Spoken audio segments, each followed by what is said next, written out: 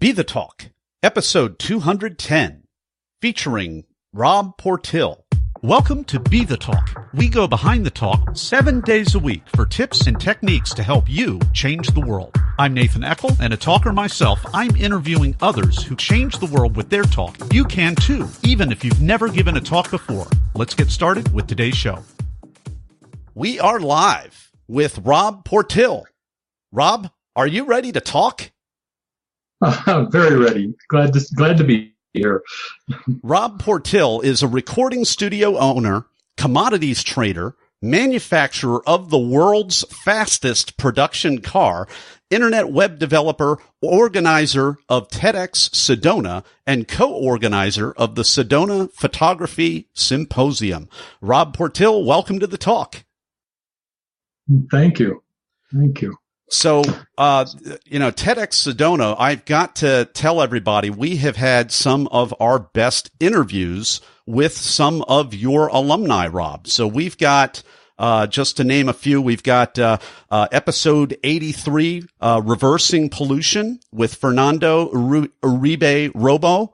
And we had interviewed him a few months ago. We have episode 94, Back to Nature, with Dr. Andrea, Christelle. And then episode 106, we had Small and Significant with Shey, Khandro. So those are three of your top alumni. I've got so much thanks to say for you for organizing the event that they all spoke at so that they could eventually be on this podcast as well. So thank you so much. And I'm looking forward to you taking us a little bit behind the scenes with your organizer hat on. So, Rob, welcome to the talk. Well, thank you. And glad to be here. And thank you for you reaching out to some of our speakers. All three of them were amazing speakers. So it was fabulous. And so thanks. Absolutely. So, I'm looking forward to this. I know, we had talked, I think the last organizer that we spoke to back in, I believe it was episode 80, was, TEDx Portland's Kathy Armias. And so she dropped a lot of value as well. I've talked to, MCs on the show. And so I like to have not just speakers, not just openers, not just closers, not just, MCs, but also organizers here on Be the Talk so that we can really have that 360-degree view of what's really going on, because you know, and I know, and Talk Universe knows, because we feature this on the talk, we know that there's a lot more to the job than just speaking. And if you're a speaker, it's almost a privilege to come in and walk in and have another 9 or 10 or 12 or 20 or some organizations even larger than that have these other great speakers, but there's so much going on backstage.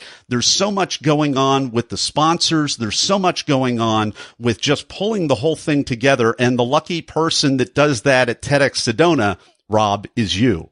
So please, if you don't mind just sharing what the experience has been like. I know you're gearing up for another great year here in 2018. So please just take us behind the scenes at TEDx Sedona for just a couple minutes here.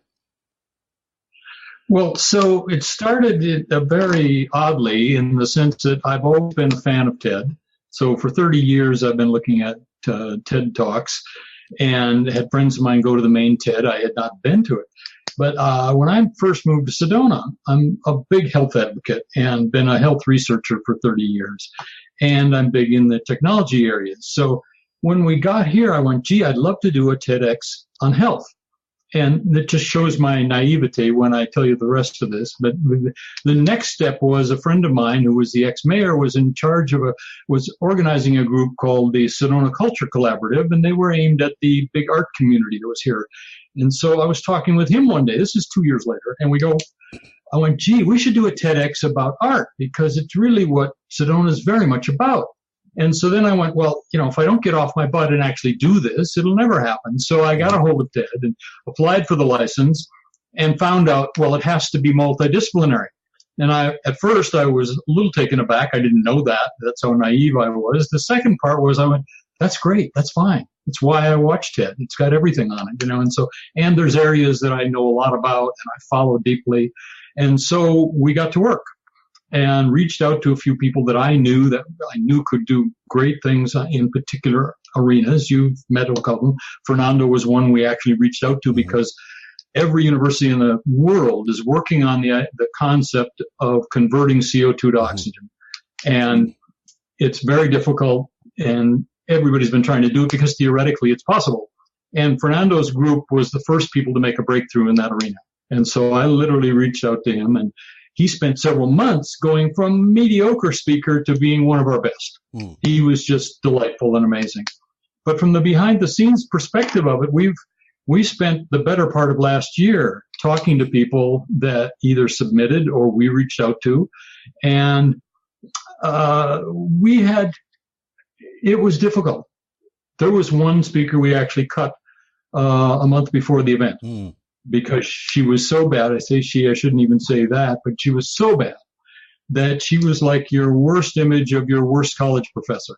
You know, the most boring. And they had a breakthrough. I reached out to them because they had a technology breakthrough. But you went through the whole talk and you got to the end, you go, where was the breakthrough? You know, it didn't happen. And it's like, so I sent her to one of our other speakers who has coached hundreds of women. Denise Brousseau, someone you should maybe reach out to. Denise has coached hundreds of women to do 20-minute talks to venture capitalists. She has raised over $7 billion for women-run organizations. So, and I had asked her earlier, I said, if we get in trouble, can I send you a video? And she said, sure. And I sent her the video and she went, I could work with her for 6 months and it wouldn't be much better. But the good news, a little behind the scenes, it led to one of our most amazing talks. Because right after we did that, I talked to one of our entertainers who I know really well, a young woman, and she said, have you talked to Zoe? And I went, no. And she was a Facebook friend. I knew what she did working with refugee camps around the world. But TED doesn't like things that are just charity-based either, you know. And so I reached out to her. In 3 days, she wrote one of the most amazing talks ever given. And it was really about how charity doesn't work, what it takes to move to solidarity, what it takes to really cause something to happen in these camps. And she, right after that, went to Rwanda with an entire team, people that could build houses, people that could raise plants, people that could show them how to manufacture things, how to turn refugee camps into villages. And, you know, it's like, if we hadn't cut the other speaker, this never would have happened, you know, and it was literally tears to your eyes, kind of amazing talk. So, yeah, it's been an adventure. And I mentioned to you earlier, if you'd asked me a couple days before the event, if I'd do it again, I'd say no way. And immediately by that Sunday, I just said, there's no chance in hell that we wouldn't do it again. You know, there were so many, I spent 2 months fielding calls and emails from people whose lives changed that day. Wow. And so is it worth doing? It is so worth doing. It just floors me every day when I think about it. Talk Universe, I hope you were listening to what Rob was saying, because it's not an easy job to organize all this stuff and bring it together.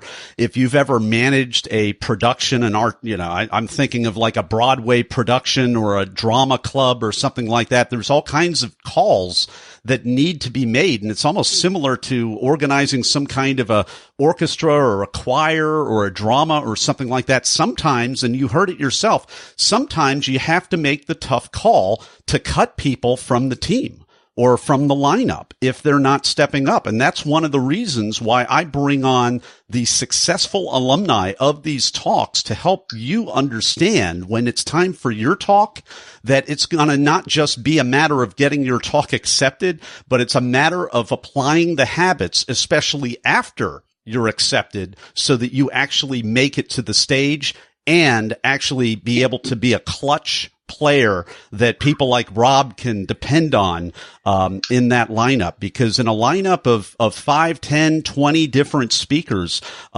even though the talks are amazing, there's all kinds of ups and downs. There's all kinds of various levels of confidence that we all have in ourselves, as well as what we project or don't project.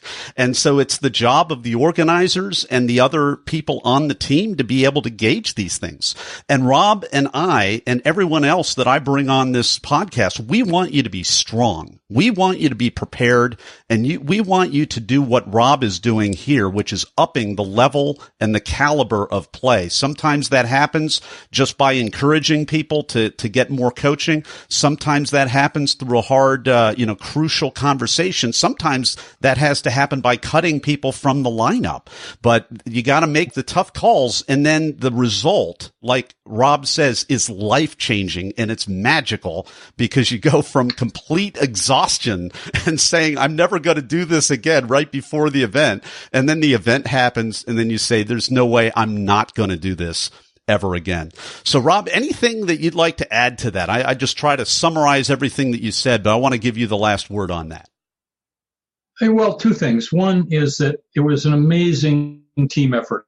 Leora, Fernando, that you interviewed, will tell you what an amazing shift Leora made for him. Literally working with him over the course of 3 or 4 months to go from good to amazing. And our tech side of it was amazing. And I just got lucky. I met the guy. A friend of mine had a dinner and said, I want you to meet some of my friends that you've not met, And he got up, because I hadn't gotten the license yet, and he got up in front of this 15, 20 people at this table and said, oh, by the way, Rob's going to do TEDx Sedona. And this voice comes from the other end of the table and says, no, but I have the license for TEDx Sedona. And I went, well, I don't think so, because I'm already in conversation with them. And it turns out when you get a license, you have it for a year. If you don't use it, you don't have it the next year. And he had the license for 2 years and had never done the TEDx.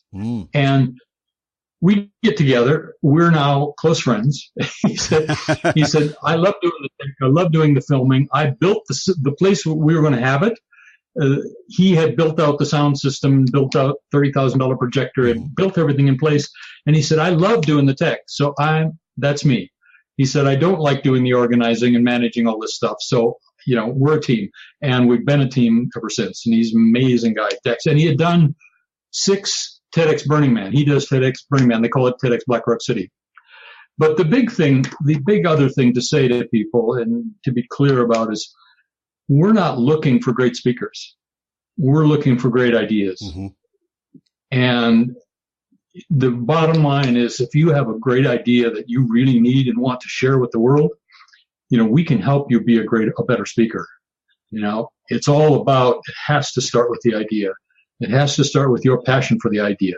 There's some other elements, like let's build it into your story and make it great and so that it resonates with people and really works with them. But we get submissions all the time from people that are speakers. Their whole business, their life is speaking and doing that. And I go, it's not what we're after. I mean, I'm granted you're a good speaker, but what's the great idea? I've had people come up to me and say, oh yeah, here's my stuff. I do a lot of talks. I talk all over the world, and I've been in front of the UN and blah, blah, blah. What would you like me to talk about? And I go, it's the wrong question. Wow. Come to me with the great idea, and we'll go from there, because that's what it's about, and that's why we're there. Talk Universe, Rob is really encapsulating what is different about a branded talk. And whether we're talking about the big gorilla in the room, which is TED and TEDx, or if we're talking about Google Talks or Idea City or Q Ideas or some of these other similar but very smaller organizations, they are idea-centric. Branded talks are you second, the idea first. And it really allows anyone, anywhere to potentially give that talk to change the world. But Rob, it's very interesting to me, having seen all kinds of speakers and been in the room, and there are many very accomplished people. And it amazes me that many of those accomplished people still, don't know really what a TED Talk is, or they're not familiar really with the brand. It's amazing to me after about 20 years of this. Have you found that to be the case? Actually, in that story of the person that comes to you and says, hey, I can talk about anything. What do you want me to talk about? It's kind of betraying that. But it's amazing to me how many you would think. For me, that's the end of the conversation. For me, if that's the approach, that's the end of the conversation. So, but back to that. Yes, some people don't quite understand, don't get it, but now we have a lot of tools. I give them Chris Anderson's book on TED Talks. Excellent resource. I give them video on what really works, what it takes. There's another fabulous video by a woman who has spent 3 years researching talks and has determined what's the best way to say it? The pattern that exists in all the great talks of the world, not just TED Talk, but I mean from John F. Kennedy to Martin Luther King. What works in there? What captures people and makes them want to be with you and stay with you inside of something? So we give people access to that, and we go, this is what it's about. It's about your idea, and it's about you being really present to that conversation. People get it. Yeah.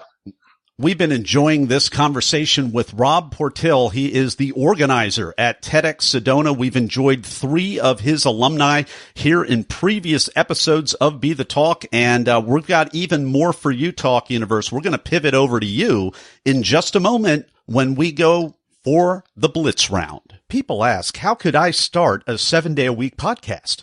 It's because of what I've learned from my mentors. Some of the best mentors in history aren't around anymore. They've left hours of one-on-one mentoring behind in their books. Each month at Classics on Tap, I record a new chapter from a classic business book to help you make a difference. Download your first chapter at classicsontap.com. And we're back with the Blitz Round. We have Rob Portil with us. He is the organizer of TEDx Sedona. I am about to ask Rob a series of either-or questions related to the preparation and performance of talks at TEDx Sedona. Rob, are you ready? I'm ready. Okay. I'm ready. Well, good. So, in general, you're not the speaker in this case, but just in general, how does it work at TEDx Sedona? That's the perspective I'm looking for. So, in general, do you select people to speak, or do they apply? This year, it's about 70% applications, and the rest are people we have purposely reached out to because we've heard of their ideas and we really want to hear about it. Okay, so mostly application-based. That's great. That's hopeful for Talk Universe. Do you find that most other TEDx's or branded talks are the same way, application-based as opposed to selection-based? If they've been around for a little while, I just came back from TED Fest in New York, so I've talked personally with hundreds of TEDx organizers, and I kind of have an answer for that. I mostly talked about the concept of how best to do curation. But the answer is that no, they get a lot of submissions. If they've been around for a few years, people know about them. They want to talk there.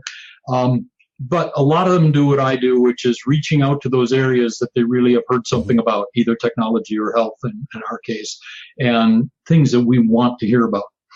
Great. Well, next question. Are most people, or would you recommend people to be memorizers, improvisers, or blenders in terms of their preparation?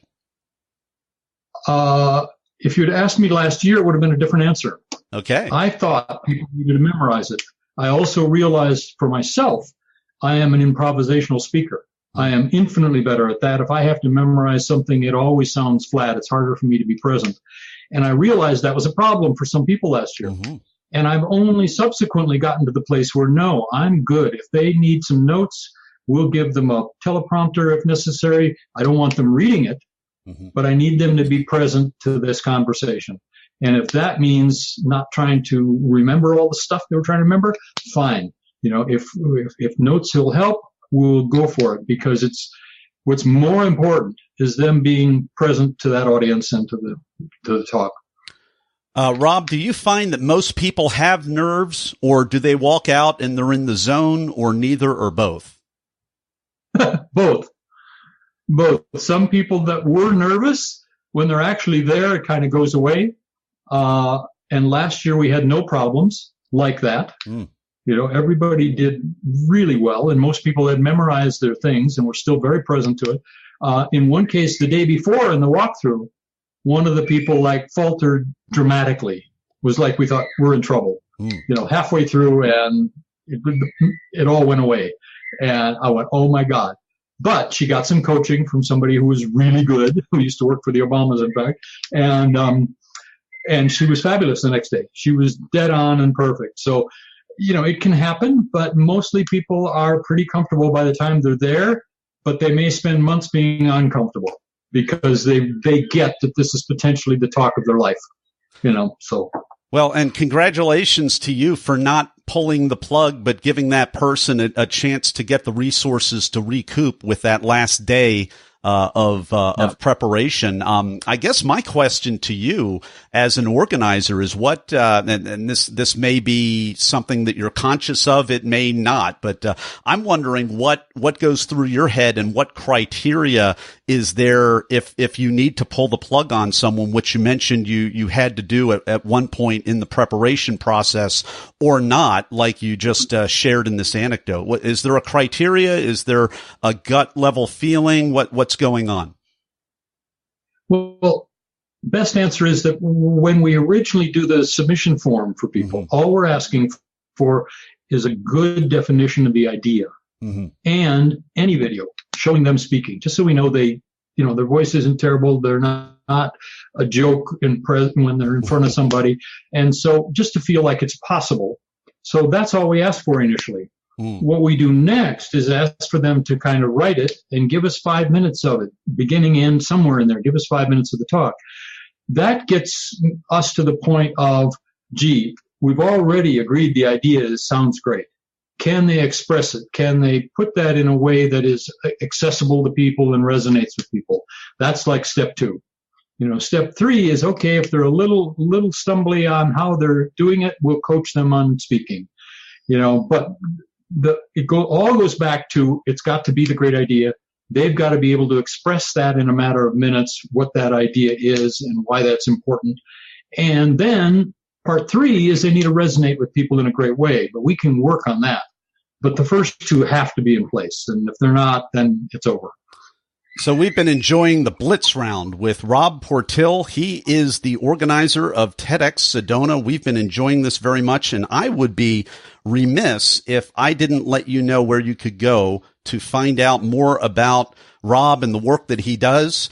You can go to orbitalweb.com, or you can also link in with him. I'll provide both links. And also I will include the link to TEDx Sedona in the show notes as well. And in just a moment, we will be right back with Rob Portil for the final word of advice for us, Talk Universe. Everyone wants to change the world, but not everyone knows the first step. Before you can change the world with your talk, it has to be selected. So grab the templates, timelines, and tools that I use to get my talk selected at BeTheTalk.com. And we're back with Rob Portil. It is time for the final word of advice for Talk Universe. Well, let's see, that puts me on the spot. But no, I think I've really covered it in the sense of what's important. And the only thing we're looking for are great ideas worth spreading. And it doesn't matter what the area is. It matters that it's worth spreading. It's really things that can make a difference in the world. And that was our takeaway from last year. We had so many life-changing moments for people, and all because these were great ideas. These were things worth sharing. Rob Portil, thank you so much for carving out time to be on the talk today and sharing your wisdom with Talk Universe. You're welcome, and thank you. This has been great. Thanks for listening to Be The Talk. For tips and resources to help you change the world, go to BeTheTalk.com. See you tomorrow.